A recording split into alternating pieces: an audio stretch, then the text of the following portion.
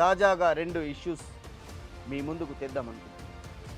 First issue Telangana media academy chairman post భర్తీ. ఇప్పటికే దానికి చైర్మన్గా శ్రీనివాసరెడ్డి వ్యవహరిస్తున్నారు. తెలంగాణలో కాంగ్రెస్ అధికారంలోకి రాగానే ఈ పదవిని శ్రీనివాసరెడ్డికి ఇచ్చింది కాంగ్రెస్ సర్కార్.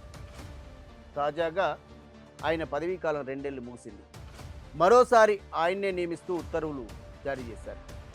అంటే మరో 2 ఏళ్ళు శ్రీనివాసరెడ్డి ఆ పదవిలో ఉంటారన్నమాట.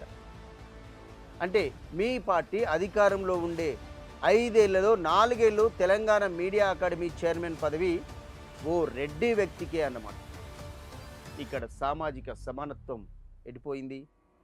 ఇన్ని వేల మంది జర్నలిస్టుల్లో ఒక్క బీసీ కూడా మీకు కనిపించలేదా? 40-50 ఏళ్ల నుంచి జర్నలిజానికే జీవితాలను అంకితం చేసిన ఎంతోమంది బీసీ బిడ్డలు తెలంగాణలో ఉన్నారు. సమయం సందర్భం వచ్చినప్పుడల్లా స్వరాష్ట్ర కాంక్షను ధైర్యంగా వెల్లడించిన వారు ఉన్నారు. అలాంటి వారిని మీరెందుకు పరిగణలోకి తీసుకోలేదు?